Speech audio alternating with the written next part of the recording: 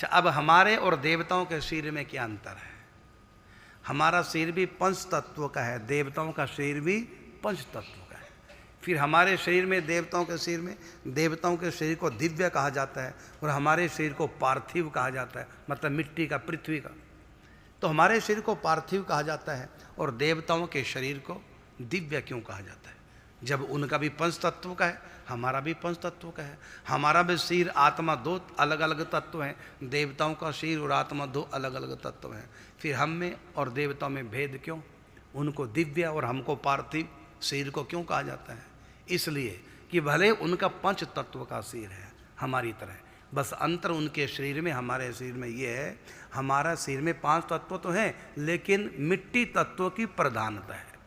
देवताओं का शरीर भी पंच तत्व का, लेकिन उसमें अग्नि तत्व की प्रधानता है। इतना सा अंतर है। प्रेतों का शरीर और प्रेतों की आत्मा दो तत्वों के एक दो है, तो फिर हमारे और प्रेतों के शरीर में अंतर क्या है? यदि कोई अंतर नहीं, तब तुम भी चुड़ैल हो, फिर तो तुम लोग भी प्रेत हो फिर तो।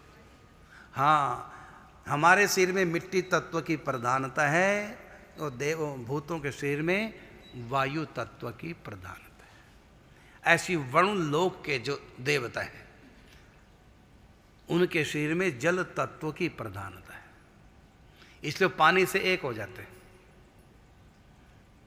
जैसे हम मिट्टी से मिट्टी हो जाते हैं।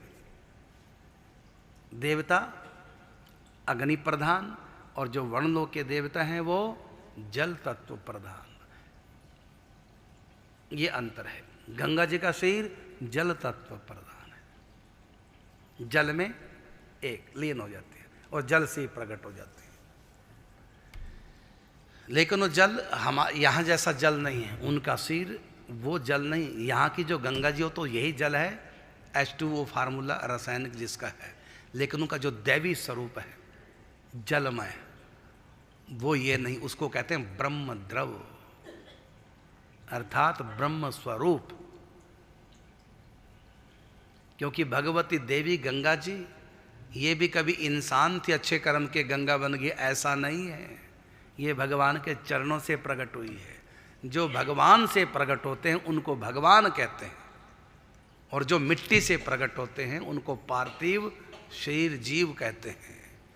तो गंगा जी ऐसा नहीं कभी कोई स्त्री थी, अच्छे कर्म के गंगा बन गए, नहीं।